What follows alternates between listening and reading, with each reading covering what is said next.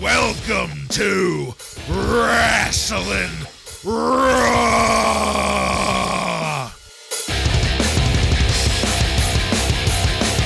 Alright, you're listening to Wrasslin Raw, the podcast that takes you back to when Raw became war and Attitude ruled. Thank you for joining us. You're here with Ryan Arico. You ruined it, damn it! You ruined it! Joe Gimateo. The name's Venom. Vic. Oh, God. God! Man, I just want to fucking reach through the microphone and slap you. I'm the one and only Jason Bartlett. We're going to examine WWE history, one episode of Raw is War at a time. In this episode of Wrasslin Raw, we're going to be talking about the Raw that aired on January 19th, 1998. This Raw was recorded at the Selland Arena in Fresno, California, and features Jim Ross, Jerry the King Lawler, Michael Cole, and Kevin Oh My God Kelly on commentary. Are you guys ready? I'm ready. Ready. All right, then, let's get into it. There was a brief in memory of Juanita McMahon at the start of this, and I don't really have a comment other than I find it odd that Vince's mom's name was Juanita. I'm not sure why. So here's what I maybe found out. This is Vince Sr.'s second wife, so I'm not even sure that it's Vince's mom. Mail order bride. May have been his stepmother. Okay. Evil stepmother. Yeah, maybe that's where he learned his evil ways.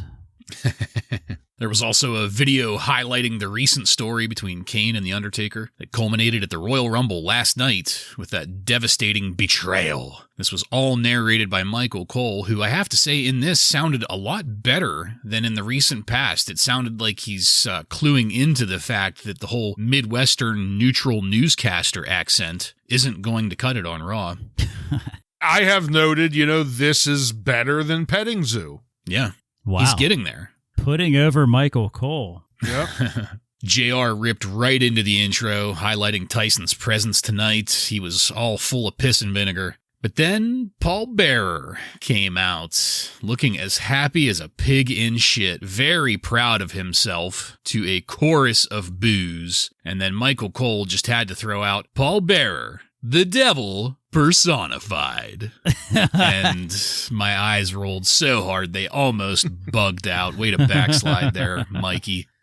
Say it. The heat on Paul Bearer was heavy. I fucking loved this. He started it with, I gotcha, didn't I? And really started interacting with the crowd. The crowd ended up starting a you suck chant, which made Paul Bearer reply with, well, if I do, I must be good. So beautiful. And I mean, I won't quote it all, but this was fairly lengthy and girthy. Suffice it to say, fucking goosebumps on this promo, guys. This was one of the best promos I've seen in my life. I mean, I remember watching this episode, I should say, live, but I didn't remember this promo. This was fucking fantastic. And although I thought it was hilarious when Paul said that The Undertaker is gone, never to return, I was like, no, Paul, that's not how zombies work. But then the bell tolled in response to what Paul was saying. And some druids in wrestling boots and cloaks started rolling out a very large casket. And while this was going on, JR was telling us that after the pay-per-view, when the burned casket was finally put out and opened, The Undertaker had disappeared. But this whole thing, it was a swerve, bro. Kane was in that casket tonight, and JR talked about the overwhelming stench of fire. By God. As Kane got out of the casket, got in the ring, and got his satanic salute from Paul Bearer there, and boos from the crowd. Kane really was just there long enough to generate a little more heat for the both of them, and then they left the ring. After a commercial break, we went back to the DX locker room for comments from Triple H. He was going on a tangent about how much of a loser Owen Hart is. Shawn Michaels was there also. He had comments about the championship match last night, ending with the assertion that to make up for the finish to that match, DX were going to go out looking for The Undertaker. And that's what ended the opening segment of the show here. I thought it was all perfect. It was a great way to kick off the Raw immediately after the Royal Rumble. And by that, I don't just mean a hot start following the Royal Rumble. I mean, they picked up right where their stories left off. And this was fantastic storytelling. Joe, what did you think about this hot start tonight? Yeah, I agree. This is the definition of a fallout show. They picked up right where that left off. We ended the pay-per-view with Undertaker burning alive in the casket, and then Paul Bearer comes out to troll every one of us and tell us that he got us. And that was good, and he had some really good heat, like you mentioned. I don't know if we ever get a moment where the Undertaker comes out in a Kane disguise, but I feel like that would have been great here if the Kane figure was actually the Undertaker and then choke slams Paul Bearer. But I don't know. I can't ask for too much yet. We're still near the beginning of this story, and it's very good. DX in the locker room. I love Chyna standing there with the belts. She just looks like a badass. And another search for the Undertaker. I think we better call up Leslie Nielsen. We could use some help. Yeah, I completely agree in how much I loved this. I mean, seeing that beautiful man, Paul Bearer, come down to the ring and the way he's just shaking his head and shaking his jaws at the crowd. It was just fucking the fantastic. Camera's right up in that mush. It was. You could see the pores and the sweat on that triple chin of his. It was just so fucking great. And then, the way he just rubs it in everyone's face that he got us. And I popped on his line when the crowd was chanting that he sucked, saying that, well, I must be good at it. Just a way to say fuck you to the crowd. And then the Kane, another little swerve for us is everyone thinks the Undertaker's going to get out of the casket, but no, it's Kane. So we're still going to say the Undertaker's gone, but everything about Paul Bearer's promo here worked. This was a hell of a way to, as you pointed out, Joe, just kind of continue from the very end of Royal Rumble, the burning of the casket, and then right into here's the casket, and JR saying you can still smell the fumes coming off of it because it's been less than 24 hours. So hell of a way to start things off. They got my attention right off the bat. I absolutely agree. Let's see if they can keep that momentum going into our first match of the night. The Disciples of Apocalypse. Chains, Skull and 8-Ball versus the Nation of Domination. That's Farouk, Kama, and D'Lo here. Ends in a double disqualification in 4 minutes and 41 seconds. Quick question for you guys. Have they ever explicitly stated where Crush is or what happened to him? Or are we just pretending like he never happened? No, we forgot about it. He got injured by Kane, and then... Yeah, he got killed by Kane. Yeah. Okay. Well, I remember he got, jobbed out to Kane, but... They said that he was injured there, and that's the last we've heard of him. Well, that's why I asked, because there haven't been any kind of updates on the injury. No. The new DOA is just minus Crush. Okay. Right, and they've kind of acknowledged Chains as, like, the new leader. Yeah. A couple times. Well, it's damn good that he looks almost exactly like Crush, so nobody's confused. That's good stuff, I guess. The Nation, they looked great coming out here. Talk about some bad-looking motherfuckers. I loved it. This entrance for them was fantastic. And JR did a great job of putting Farouk over as the one and only leader of the Nation. Just one more little taint teaser for that angle with The Rock. And you know what, guys? I have to admit, I don't know if it was the crowd or what, but everybody was really energized at the start of this. DOA were actually showing a little bit of personality here. Once things got going, D'Lo Brown looked amazing at the start of this. He was open hand slapping the shit out of one of the Nazi fuck brothers. That looked great. I loved Farouk punching one of the brothers and then shaking his hand to show like how hard the hit was that he put on him. That was cool. Kevin Kelly was really putting over D'Lo, and that was very great to hear. It's good to hear D'Lo getting some love from anybody, really. Understated and underutilized, I think is what he called him. This ended up as a 3-on-3 brawl, which is what got the DQ from referee Earl Hebner, much to the crowd's displeasure. But JR backed that up, saying it's the only decision the ref could have made, and I was surprised at that level of rationality happening here with Earl Hebner. But then things went off the rails as Mark Henry came out to help, and followed by Ken Shamrock and Ahmed Johnson, and then The Rock. Michael Cole pointed out one of the Nazis hugging Ken Shamrock. Kevin Kelly yelled that Ahmed has never looked better, and both of those statements made me sad. Guys, I can't believe I'm saying this, but up until that schmoz at the end, I actually fucking loved this match. The Nation looked great. 18%er. Yeah. The DOA, they were not the absolute pile of shit that they usually are. I don't know if it's the crowd, like I said, the crowd energy, but they actually had a little bit of personality. And I mean, the Schmoz did kill it, and we can move on with our lives. But Joe, please, what did you have on this match? I hated it. I was actually going to talk about how much this crowd let me down. It's down to 8%. Yeah, this crowd let me down. This is California, right? Yeah, Fresno. What the fuck? Cheering these shitty Nazi bikers. What a surprise. It ends with everyone coming in the ring in a double DQ. How many times have we seen that in these shitty faction matches? Not a shocking ending. And Ahmed Johnson, my God, he can barely get in the ring. He looks like he's like severely injured and probably shouldn't even be out there at all. So I hated all of it. I gotta say, the moment I heard the shit bikes puttering down the ramp. And that shitty music, too.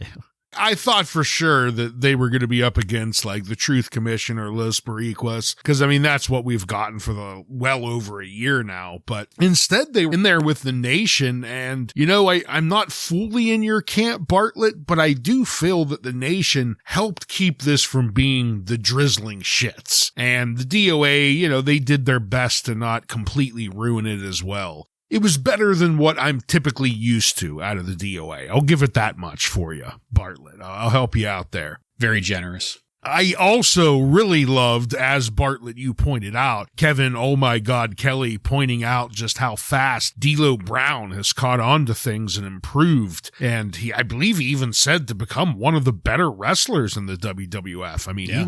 he was really putting him over. I think he does Kevin Kelly's taxes. He must. Sadly, though, this ending did kind of kill any shred of momentum this match did build up, and it just kind of made me feel bad that Ken Shamrock is being shoehorned in with the rest of this garbage. I mean, here he was just going for the title a month ago, and now he's caught in a four-way with DOA and Ahmed Johnson. Ugh. Jeez, poor Kenny. Yeah. We don't even work in the business, and after seeing Ahmed Johnson perform the night before, like, why would you have him do a run-in? Yeah. Hey, you know what? Why don't you just go home? Go heal up and shoot more steroids into your body. At this point, it's not steroids, though. I think it's like bacon grease. Yeah. Yeah. He asked for some human growth hormone, so somebody gave him the bovine version. Yeah. And I mean, to be clear, I'm not saying that the DOA were my favorite part of this. The Nation very obviously were. All I'm saying is that the DOA didn't look like absolute shit. And I agree. I think that was probably because of the Nation. I do think the crowd had a lot to do with that too, because there was a ton of energy in that arena, especially after Paul Bearer. I mean, come on. But I feel like the reason that that crowd had energy was because of the heat that the Nation has, not because of any bit of pop they wanted to give for DOA. I think it was the motorcycles. Yeah. Well, after that, we got a view of a hearse pulling into the arena, and that was cool as hell. That was an old school, like, Crown Vic hearse or something. I don't know what the hell to call it, but it was the older style, the square body. Like a Munsters hearse. Yeah. And that was followed by one of the worst fucking things I have ever seen. Vic Venom in a really shitty and fake black and white video with Vic listed as the editor-in-chief of Raw magazine. Vic basically shit all over the commentary table with this, saying that they aren't real, that they are full of fluff. You think they're shooting for ya? And the only way that you'll get the real dirt is with him. That's while he was standing next to a dumpster labeled trash and looking like a fucking edgelord in a black trench coat. You know, I don't often tell the TV to go fuck itself, but I did this time, and then we moved on. So let's pause here. Ryan, the hearse was a very nice image, but Vic Venom, what the fuck? The hearse was cool. Vic Venom, I have no comment. This was, the moment I saw Vince Russo's stupid fucking face, I kind of tuned out. Edgelord is probably the best way to put it. That's exactly what he looked like, a fucking edgelord. Yeah. Well, I loved it. I love Vince Russo. He's so annoying and terrible, and I love it. It's like watching a train wreck. And I love Raw magazine. Well, so to that point, some of the center spreads they were showing there were pretty interesting. There was some photos of China in there in some like muscle, some bodybuilding poses. Now, have they called her the ninth wonder of the world yet? I don't think I've heard that yet. But it was in that magazine. It gave her that title, which was pretty cool. Yeah. And, I'm not sure how much we'll talk about it in the future. I'm sure it'll probably come up at least once or twice. But, I'm not a fan of Vince Russo. I think he contributed definitely to this era. Well, he certainly did. There's no denying that. But, man, this video, you could just tell he has this, I don't even know what to describe. It's like a car salesman. He's just so fucking charmy. He oozes this false sense of superiority that he's better at everything than anybody, and he's just not. I don't know how else to describe it. Well, he's Vic Venom. He's in character. Yeah, well, he thinks he can act, and that's part of the problem. He sucks at it. It's a shitty gimmick character being performed shittily by somebody that shouldn't be on a fucking TV screen. David Arquette's going to help him out later in his career. This is a wrestling program. Wrestling. Whoa. Speaking of exaggerated semi-Italian accents, let's go on to our next match.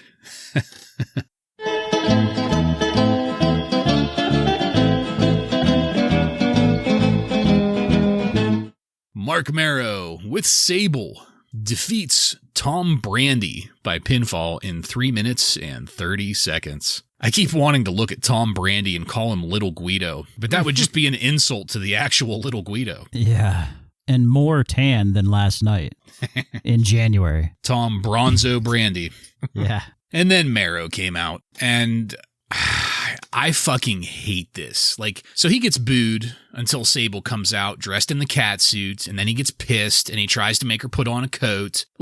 I don't get that. Why not just tell her to stay the fuck at home? Why not just ask her to stay in the locker room if it bothers you this much? Why not just get a divorce so she can do whatever she wants? He has, but she comes out when he asks her to stay back. So maybe divorce is the best option if this woman is ruining this man's life this much. But an abusive husband on a Lifetime show, he isn't going to do that. I want to see the domestic abuse storyline. It's like a double-edged sword. This jealousy angle it's really done wonders for Marc Mero. But the booking is almost as shallow as Sable is. It's terrible. These contrived reasons for him to act jealous. Okay, this is something I thought about earlier this week whenever I was gearing up to watch this. I was doing a little bit of research on the episode and saw this shit. So we've got Sable, okay, and you're right, I agree. It ran its course, or at least this part of it ran its course. She can go do something else, I don't care. But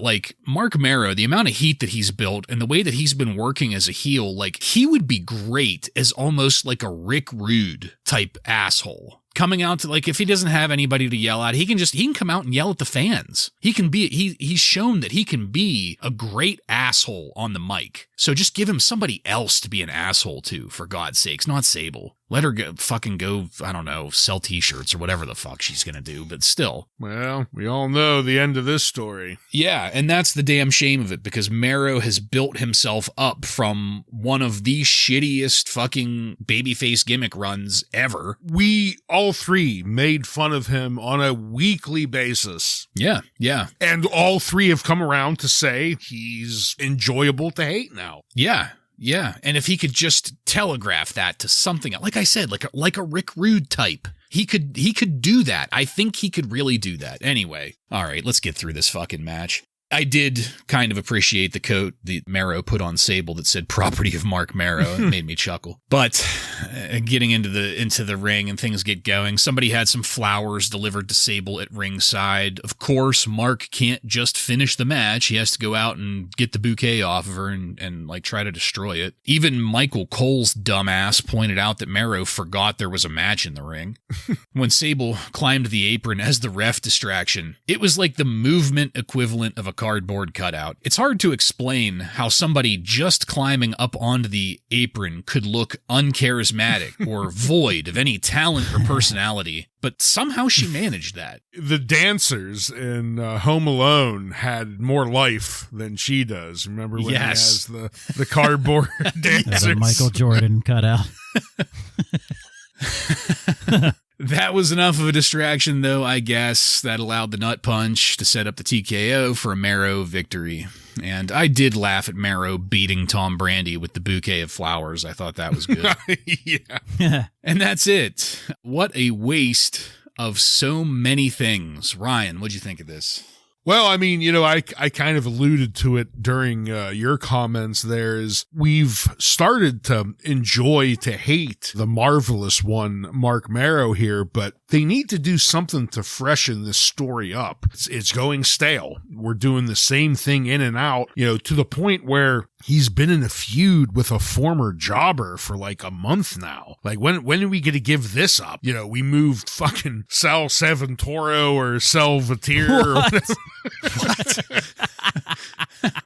Sal Di Lorenzo. No, Sal Sincere. That was his name, right? Yeah. Sal Sincere. He went from that to Tom Brandi with the Italian flag everywhere. If you're going to actually try and give Mark any bit of a push, how are you going to do that going up against a guy you've elevated from jobber? You have to at least put him with another mid-carder, if not someone that's maybe billed a little higher than him if you're trying to give him any bit of push, but we know they're not. He's just here to get buried for Sable. That is the real shame, and we're going to see that come to fruition over the next few months. But hopefully in between then and now, they do something to freshen this story, though, because I am getting a little bit sour on it. Yeah. Yeah, Tom Brandi sucks. He looks extremely reckless and dangerous in the ring, too. Yeah, hopefully this is over for him. You guys are getting impatient with this, but I feel like we're going into a direction with Goldust and Luna. I feel like I remember a feud there between these two. Well, I hope so. Hopefully they are going to do something to mix it up here. Yeah, and Sable getting those flowers delivered to her, that sort of hinted that, okay, maybe this is where it starts. Maybe that was from Goldust or Luna, and we're going to get into some of that stuff, so we'll see what happens. Didn't we already have Mero and Sable versus Goldust and Marlena? We did, but the roles, well, they weren't really swapped. Mero was a babyface, but Goldust was still a heel. So here we're going to have two heels go at each other? Yeah. And I mean, Joe, you're right. I'm pretty sure I remember that too, but I don't know. Really, the only babyface here is Sable. We have three heels and one babyface. Yeah. I mean, it's all about the pay window. Yeah. And Sable sells tickets. So yeah. She does. She does. Yeah. Ryan, I think you said it whenever you said Mero's push is up against this jobber. No, Mero's push is up against Sable. His push is competing with Sable, and he's never going to win something with that much silicone in it. He wasn't supposed to. Yeah, right. It really makes you wonder what the long-term plan for him was. It wasn't. Stay married to Sable and keep her on the payroll. Right. Yeah. All right. Moving along.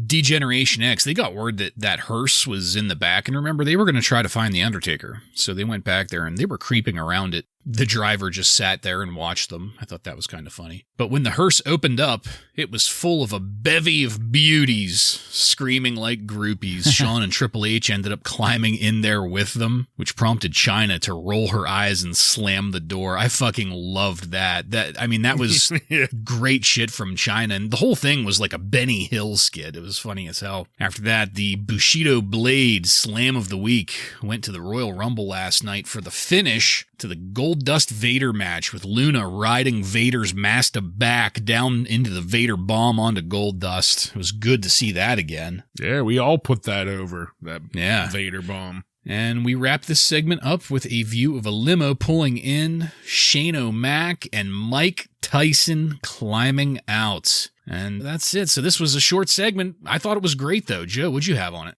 Yeah, I loved it too. It gave the groupie vibes for DX here, which was pretty funny. And yeah, Mike Tyson is here, so we see that he is in the building, and something is going to happen. So that's exciting. Completely agree. They continue this episode-long story with DX and them looking for The Undertaker and then Mike Tyson. This is going to be another kind of, from this point on, story we're going to keep on visiting back with, and I think they do a really good job with it. Yeah, absolutely agreed. And that's something that we'll keep talking about throughout the episode. But good call. We've got 2 months of this from now until WrestleMania to keep stringing this story along. And I'm looking forward to how we're going to do that over the next 2 months. All right, guys, let's go into our next match.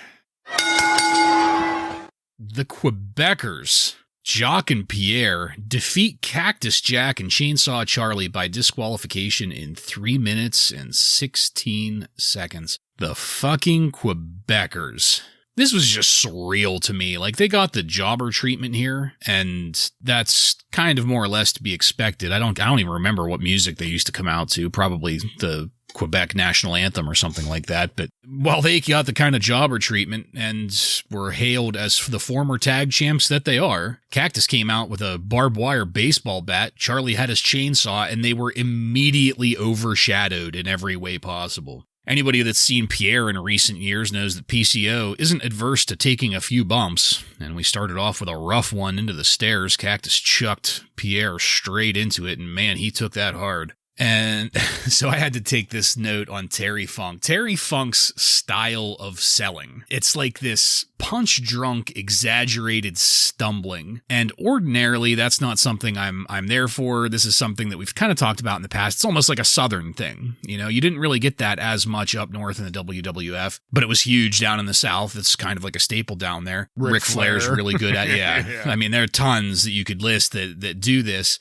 But Terry Funk selling this while wearing pantyhose on his head.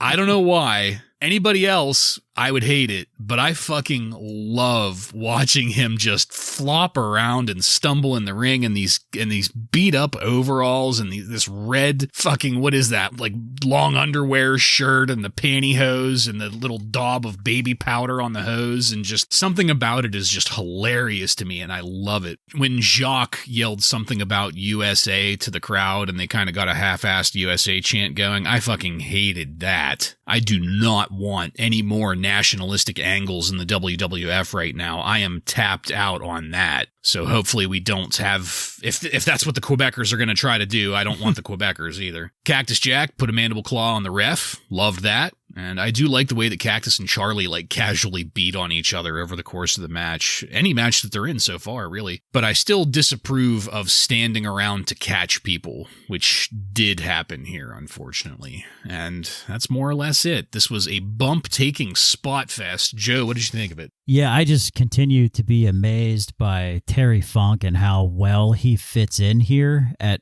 the age of 55-ish, I think. It's just really amazing to me because, I mean, like I said before, we've seen some other guys come in that were older and past their prime, but Terry Funk, I would not say he's past his prime here. I mean, he looks fucking great and works great. And this just ended with chaos, which was as to be expected when you have Cactus Jack and Chainsaw Charlie. So not a surprise finish at all, but it's good to see Cactus Jack and Chainsaw Charlie every week. It's not so good to see the Quebecers back. That just wasn't very exciting. I mean, I gotta say, the way things started with the Quebecers getting the full-on jobber treatment, they were saved by a DQ here from getting Jobber of the Week, because I was getting the old jobber pen ready, and then the ending Former saved tag them. champs. Yeah, and that was actually what I had written too. Was here's a team who had the tag belts just a few years ago, getting Jobber of the Week, but this qualification saved them. Maybe they'll get that honor soon, because I did do a quick little look, and they are going to be around for a little bit now. So they maybe are going to pick up a humiliating loss that will allow me to give them Jobber of the Week. So I really hope for that. But I did enjoy the match, mostly because I got to see Cactus Jack and Chainsaw Charlie. Anytime these two guys are in the ring, it's a home run. And then double dipping here in greatness, we get a double noggin knocker. Cactus Jack does a double noggin knocker on the Quebecers, and in there it got a 5-star out of me. I also completely agree. Terry looks old, because he is, but I wouldn't say past his prime. He could still deliver, better than Ahmed Johnson, who's half his age.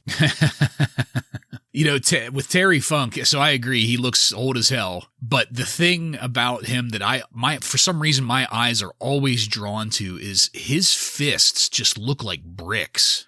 Like there's the rest of him, and he's old, and you can tell he's starting to lose a little bit of muscle mass, but like his fists look like they could just drive nails through concrete. And they've like always looked like that. I don't know what it is, but it's just cool as hell to see. Yeah, there's very few guys that can look as reckless as he does, but still completely in control. Yeah, and he needs to be with that fucking chainsaw swinging it around. Organized chaos. Yeah. No mention of Pierre taking a brief stint as a pirate. No, but he did have the eye patch now. He did. Instead of the glass eyeball or whatever that he used to wear. Well, so the Quebecers, they actually looked good, like stylistically, I mean. Like their outfits, and they looked a hell of a lot better. They were just treated as jobbers. Yeah. It was good to not have them in the fucking Mountie outfits. Mm-hmm. All right. Oh, man. Next up, DX. They found midgets. They were hiding in a corner in a garage.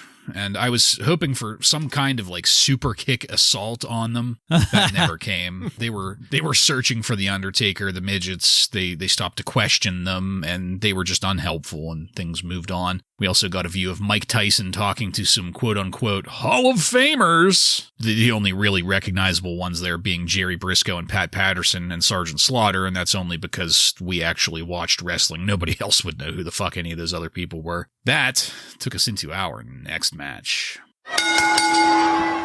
Jeff Jarrett with Jim Cornette and the Rock and Roll Express defeat Bradshaw with Barry Windham by pinfall in 3 minutes and 41 seconds to retain the NWA North American Championship. Ugh, I hate Yuck. I hate saying that.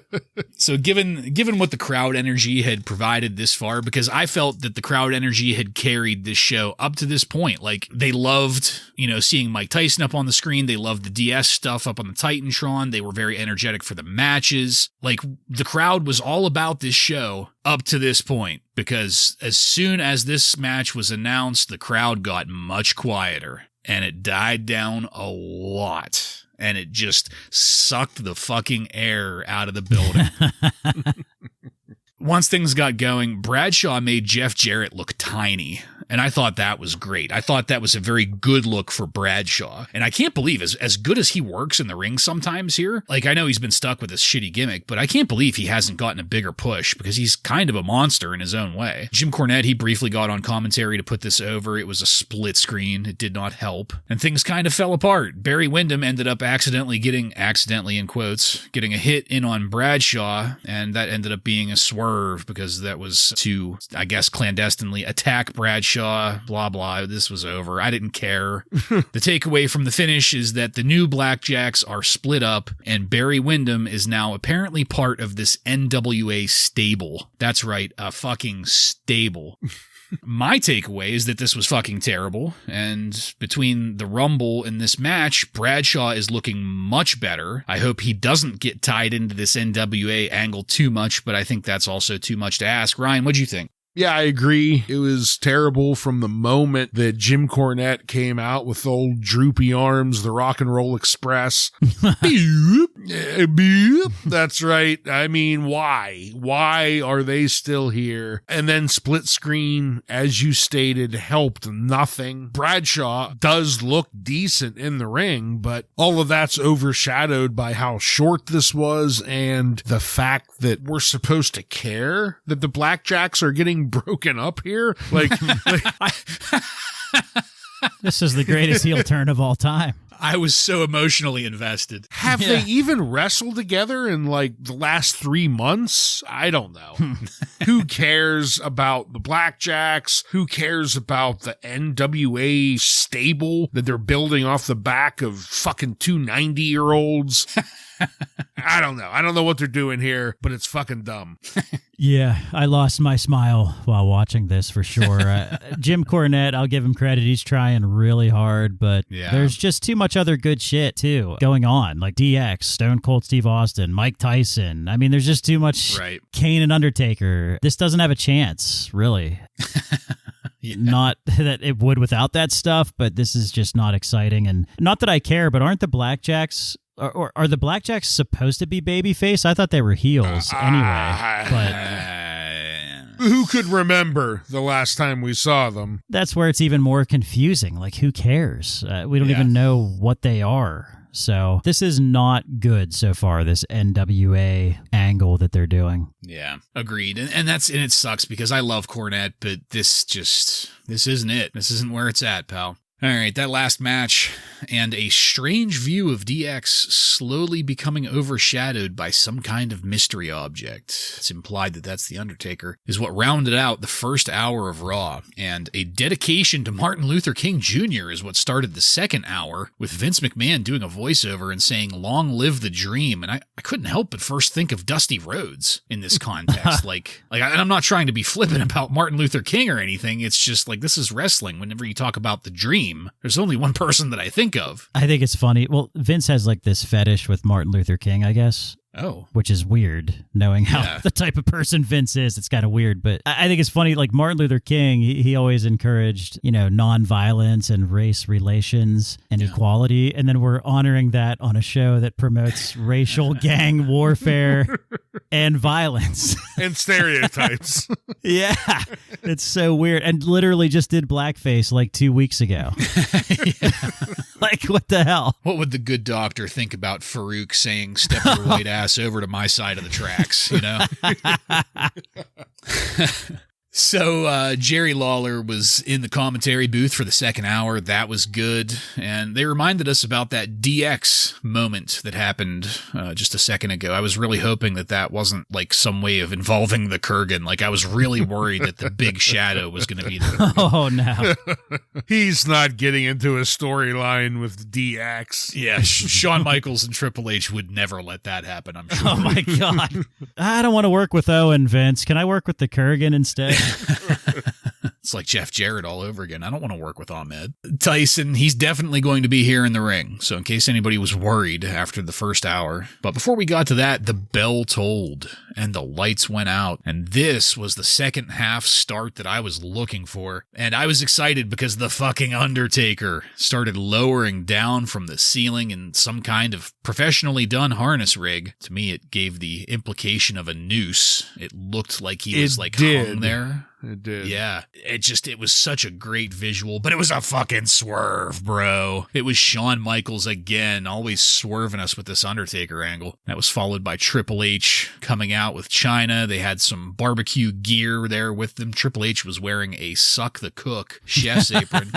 I'm pretty sure I had one of those back in high school. I remember wearing it at a couple cookouts. And did you have the big stick? The big salami. No, I didn't. They DX, they piled up the Undertaker costume on the grill. They added some hot dogs and the big stick of salami, which China pulled out for everybody. All of the phallus jokes were entertaining. But then Try got on Owen Hart, and it surprised me when Hunter said that he's going to give Owen a shot at the European title on Raw next week.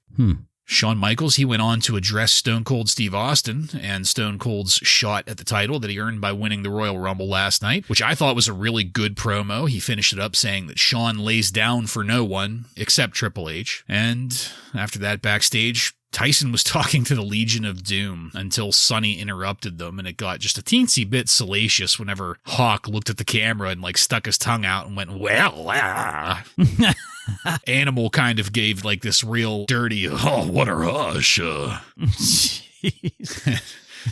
So, Joe, I thought this was a really good DX segment. I loved the swerve because I thought it really was The Undertaker, and they totally got me on this, and I liked the promos from them. What did you think of it? Yeah, swerve was nice. Very well done by everybody involved there. Shawn Michaels doing the stripping and the DX music just really made it hilarious to me. Just letting down that whole crowd that was there. Was fantastic. And if you like dick jokes, then this is the show for you, because there were hot dogs and salamis and sucking the cook and all kinds of shit. So that was good too. Although this DX Undertaker angle is kind of weird to me. It almost makes me think, like, is their feud not over? Is Shawn and Undertaker, do they still have a feud going? I don't know. We'll see where they go from here. Shawn he addressed Stone Cold Steve Austin, but it just makes me think like maybe he's not finished up with the Undertaker yet. So we'll see what happens there. Just like you two, the swerve got me. You know, when I saw what looked to be the Undertaker being lowered down, I thought for sure it was the Undertaker, so Shawn got me there. The moment that they pulled the grill out, though, I remembered it was the iconic salami episode, because this is a pretty... It's a pretty big, it's one of those... The icon, the big salami. The showstopper. Because it's another one of those scenes that are shown anytime you get like a montage highlight reel of DX, you see the big salami. So it's an iconic scene. Another thing I really enjoyed was Triple H when he gave Owen this shot at the European title. He drops a South Park reference saying that Owen is the Mr. Hanky of the World Wrestling Federation. He threw in one shit joke in with a myriad of dick jokes. Great stuff. Yeah, it's an iconic promo they went out here and did, and that big salami will live in everyone's memory until we die. Anyone that grew up in the Attitude Era. It'll be part of your eulogy. And when the big salami was exposed, he took it to his grave, ladies and gentlemen. The big stick. Ryan Enrico, my good friend, was a man who loved the big salami. Demanded to be buried with the salami in his hand. Suck the cook will be engraved on your gravestone. I'll be buried in the Suck the Cook apron holding the salami.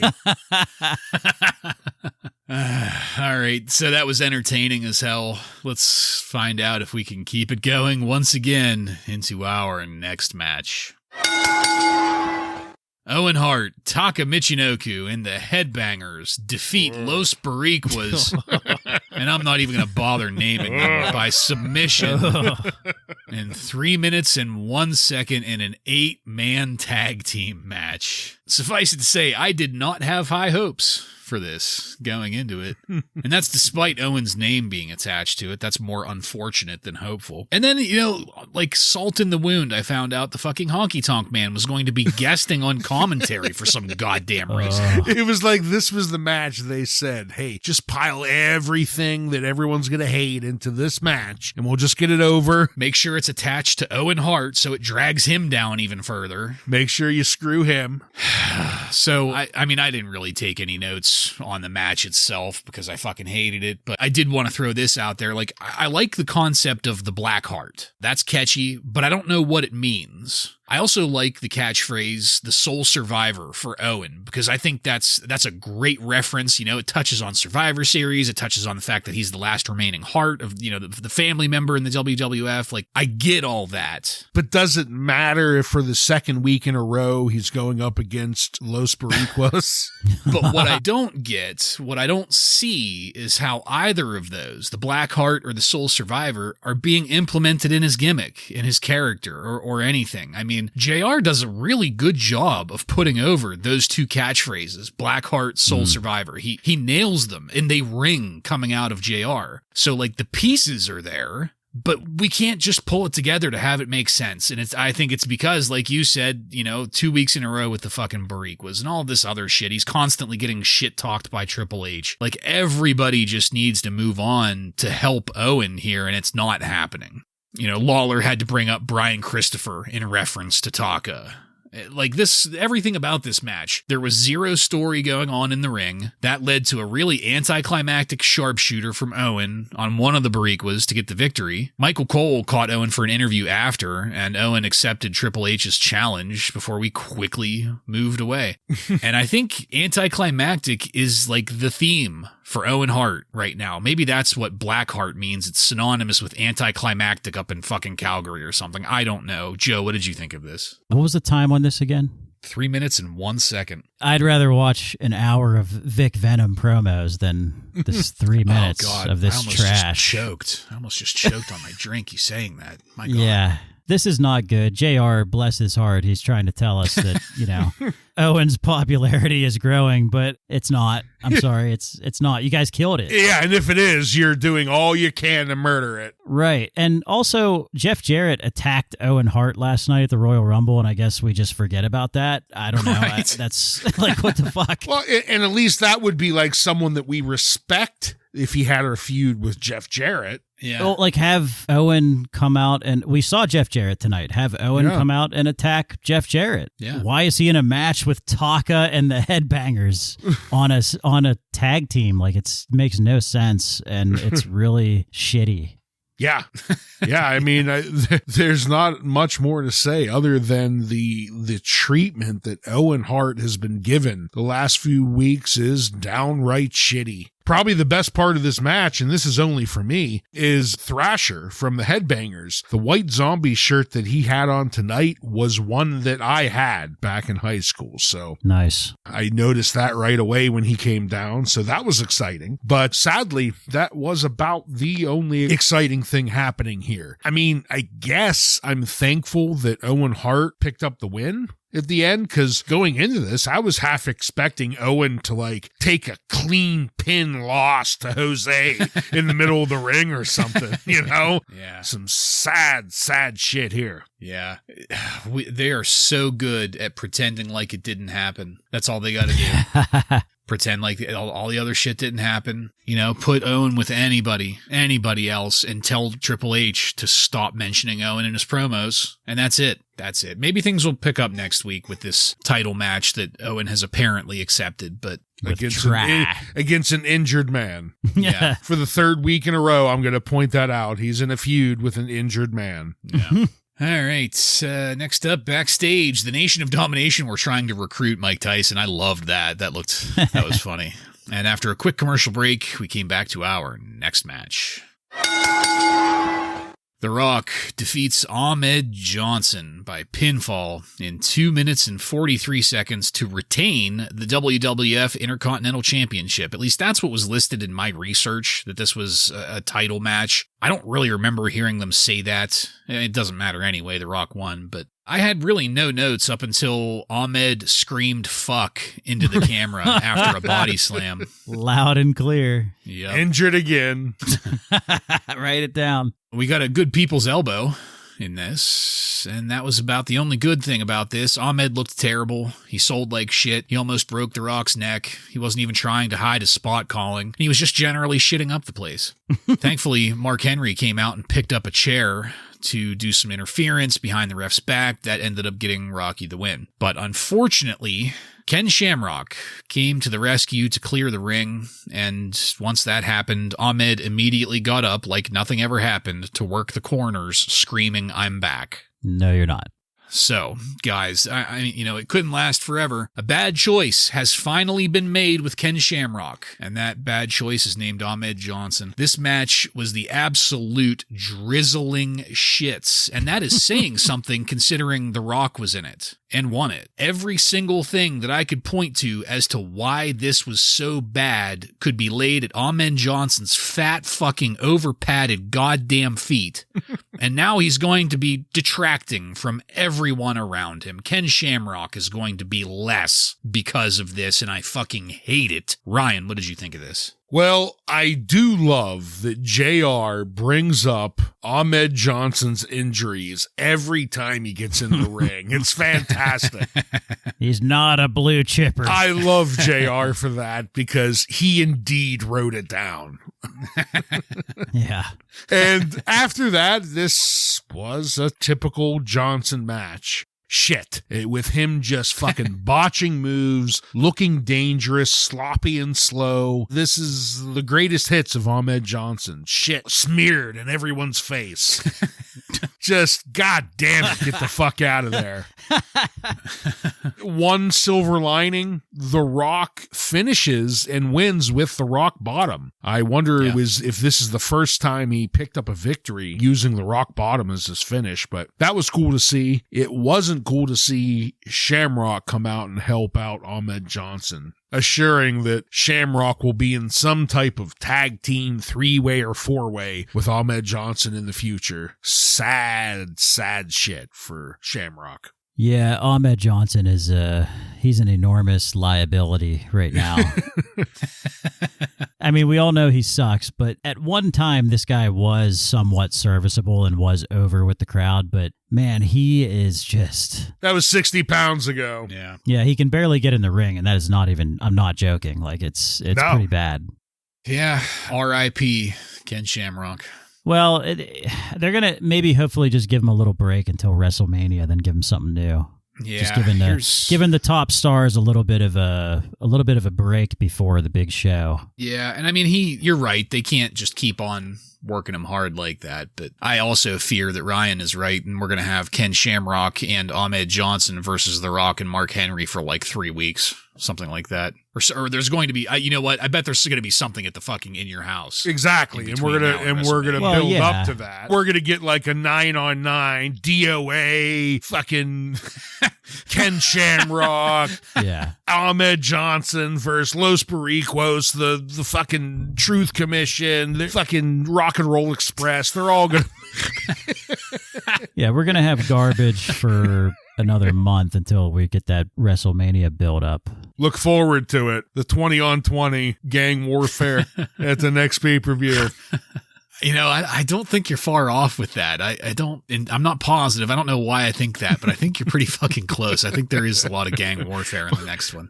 We've watched enough wrestling. We're getting sucked into it. We are one with their way of thinking. One with gang warfare. All right, Tyson next. He was backstage with Cactus Jack and Chainsaw Charlie, getting a lesson on how to wrap a barbed wire bat and where to hit somebody with it. I love Tyson. Can I hit you in the head? No, hit me in the back. Hit me in the back. We had a Western Union rewind back to the Royal Rumble when Shawn Michaels got his nuts grabbed by a zombie. So that was kind of funny. And after that, Tyson was with DX. Shawn was buttering Tyson up while Tyson was feeling Chyna's biceps and triceps. He was getting worked up a little bit, filling up Chyna there. And that is what took us into our final match of the night.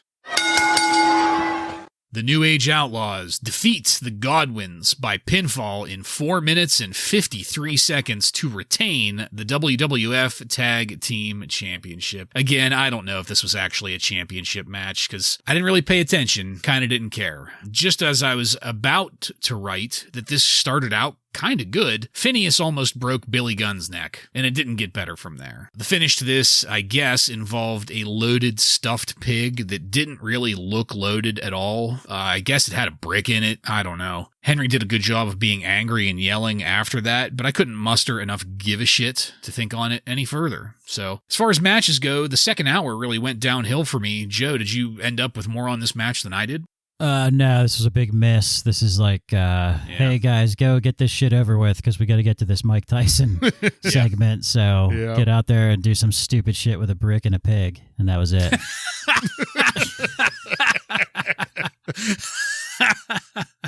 I couldn't agree anymore. I couldn't care any less about this match. You know, it's a shame the Godwinns, they voted one of the worst things of 97 by the observers because I agree with them, and it's sad because they're not terrible wrestlers. It's just this gimmick has been run into the ground. Like, it's been stale for a year now. It's just not working. Nobody cares, and this match was very, very forgettable. The ending did nothing to salvage it. While I'm designing my newest version of the 18%er tattoo, I think I want to have the words, go do some shit with a brick and a pig, like circling the 18%. I love that. Oh, my God. All right. So after that, we're done with the wrestling. This is the final segment of the show. Vince McMahon came out to a whole lot of booze. And Vince said that he had the biggest announcement in WWF history. He then introduced Iron Mike Tyson down to the ring, who came out with his posse, and a very mixed crowd reaction. Getting Mike into the spirit of things, he was asking about Mike's fandom, and Mike Tyson apparently loved Bruno Sammartino. He roared Bruno's name there in the ring. That was cool as hell. Yeah, it was. But the big announcement is that on March 29th, WrestleMania, Mike Tyson, and then the glass broke.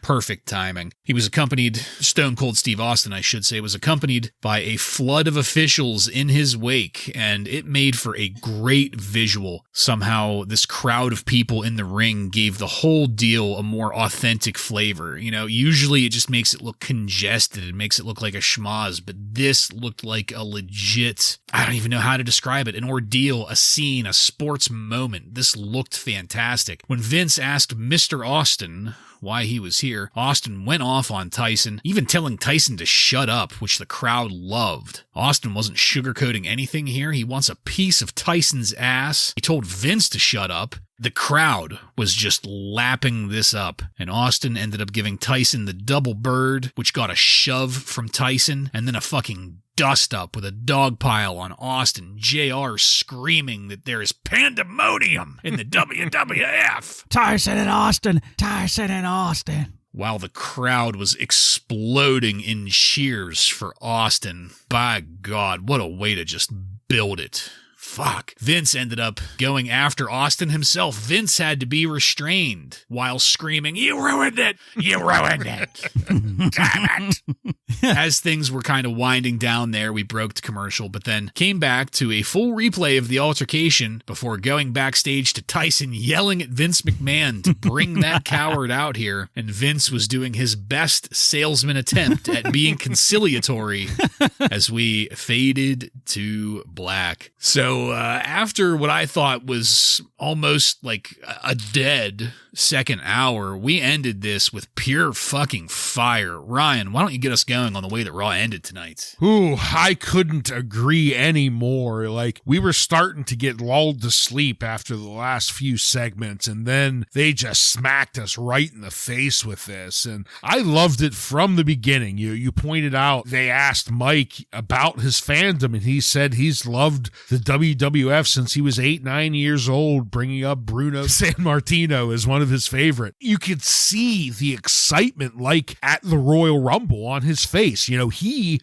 was happy to be there. Stone Cold's music hits, and he comes out and cuts one hell of a promo on Mike Tyson. I mean, this one he really knocked out of the park, I thought. And after he gave the double bird to Mike and the way Tyson shoved him back, I don't think we have ever had a celebrity guest come close to the greatness of this segment. Like, just everything about this, everyone, his posse, Tyson, Stone Cold, everyone was reacting perfectly to this and made it look real. It made it look almost, and I wonder if that is what they modeled it after. It looked like when there's a bit of a fight at the end of a boxing match, you know, like if two guys aren't getting along and you have all of the managers and producers and everyone pouring in to hold everyone back. You know, that's kind of what it reminded me of, but it looked great. And when it ended with Vince McMahon flipping out on Stone Cold that he ruined it, and just everything about this was a perfect segment. Whoever wrote it deserves a fucking Oscar. Yeah, this is one of the most iconic moments ever in Raw. This is, you know, a segment that gets replayed over and over again when people talk about the Attitude Era. I have to say, I mean, we've watched every single Raw since 1993. This is probably the best moment that we have seen on Raw. It felt like it was a pay-per-view moment. Yeah. Maybe before this, it was Vince getting the stunner. And then this is what happens when you have the best at what they do out there on TV. Stone Cold Steve Austin is arguably the best WWE superstar ever. Vince McMahon is the best heel ever. Mike Tyson is arguably the best boxer ever, you know? So like these guys are all pros and they delivered.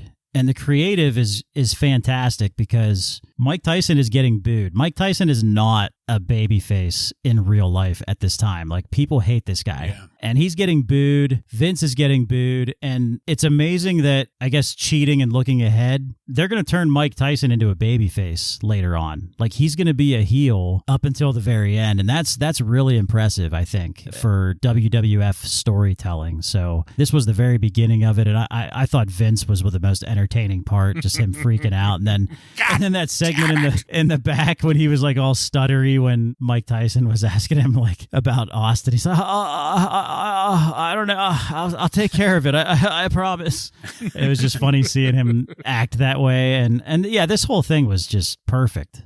Yeah, so Ryan, you said it reminded you of like after a boxing match with people flooding the ring. What it kind of reminded me of is whenever they get into a dust up during the weigh-in. And they do like the photo op where they pose with each other, and somebody always does a smart ass thing and it starts a little scuffle. Tyson, and I guarantee that nobody like tried to tell Mike like, well, you got to go a little ginger with the push, because I'm really willing to bet Austin probably said just give it your all. Yeah, give me a real fucking push. And he did. Tyson launched Austin like 4 feet across that fucking ring. Yeah, he did. He's probably really limited on what he can do physically, too. Sure. Yeah. Based on, whatever deal they have. Contracts and liability. But such a great finish to this episode. As I said, we faded to black. So let's take it on over to highlights and lowlights. Joe, why don't you take that first? Well, my low light is just Ahmed Johnson in general. I feel like with people like JR and Jim Cornette and Pat Patterson, just so many professionals you have in the back there, thought it was a good idea to have this guy on TV tonight. Was just, they should be ashamed of themselves, really. So that's my low light. My highlight outside of the Vic Venom promo is the Vince McMahon, Mike Tyson, and Stone Cold Steve Austin segment. Well, Joe, we're going to fall pretty much in line tonight because my low light was also just Ahmed Johnson. I don't think we're going to have many more opportunities for him to be the low light, so I had to get one last one in there. And the highlight, this Raw started great and ended great, but as much as I wanted to give it to the beautiful man, Paul Bearer, I couldn't not give it to the Stone Cold Mike Tyson segment here at the end, because this is an iconic moment that lives up to the hype. This was fantastic. Gentlemen, we are 3 for 3 on this highlight. In terms of highlights, it was funny because starting this off, Ryan, like you said, we started off hot, and that promo from Paul Bearer, whenever I was watching it, I was like, well, this is the highlight. Like, there's nothing that is going to possibly top this in this episode. And then it got topped with the final segment with Austin, Tyson, and McMahon. I fucking loved it. Low light, Ahmed Johnson. But specifically, I went with Ahmed Johnson ruining what was the best angle in the company. You ruined it. Now. You ruined it. Damn it. He did. It's in the shitter circle in the drain now, along with Owen Hart's career, unfortunately. Mr. Hankey. Yeah, and I hate to say it that way, but it's true. It's damn true. So, Joseph, do you have any contemporary wrestling news from on and around January 19th, 1998 for us? Yes, I do. From the Wrestling Observer, Dave Meltzer has some Mike Tyson news to share with us. He is saying that the plan is for Tyson to become a regular character in the WWF starting at Royal Rumble through WrestleMania, at which point he will slide back into the boxing world. Okay. After the Don King promo on Raw, Tyson's appearance at the Royal Rumble, Dave Meltzer says the expected negative media articles have followed, considering the 4 easy targets involved, which would be Mike Tyson, Don King, Vince McMahon, and professional wrestling. But after this Raw appearance, the Tyson angle is getting tons of mainstream international publicity. So they're doing something right there. Try will likely be out of action until early February, so not sure how that match is going to happen. I was going to say, what are you talking about? You just got a match next week. We'll see. Dan Severn has officially signed with the WWF. That's very exciting. I can't wait to see what happens. Dave Meltzer is speculating that he will be part of the NWA angle, so I don't know if I'd be too excited there, but we'll see. Is it too late to change my mind? You remember the Headhunters? Remember those guys? Sure. Yeah. They were offered a deal and turned it down, so let's be thankful. Let's be thankful for that. What are they doing to be able to turn down a deal from the WWF? Oh, my God. I don't know, and I don't care. Thankfully, they turned it down. Good God. The WWF is planning on using a theme of sleazy celebs for WrestleMania. So we have Mike Tyson already, who is not very well liked. Well, Pete Rose is reported to be on the guest list too this year. Right. Is this the first year that Kane... Might be. All right. Well, I am erect. Nah, yeah, I am at full staff. I will leave you guys with your big sticks, and that is all. Thank you, Joseph. Illuminating, as always. And that is it, folks. We are done with this one. I want to thank you again for joining us. If you like what we're doing here and want to connect with us, you can email us at WRASSLINRAW. Just add @gmail.com to the end of that to submit questions or comments. Check us out on social media and on every podcast subscription platform. While you're there, don't forget to follow and subscribe to get every episode of Wrasslin Raw coming to you every week. Give us a 5-star review and tell all of your friends to tune in to the most pandemonic Monday Night Raw review podcast on the airwaves. Next week on Wrasslin Raw, we're going to take a look at the Raw that aired on January 26th, 1998, with matches featuring the Legion of Doom, El Pantera, and many more. So, for Joe and Ryan, I'm Jason, and this has been Wrasslin Raw.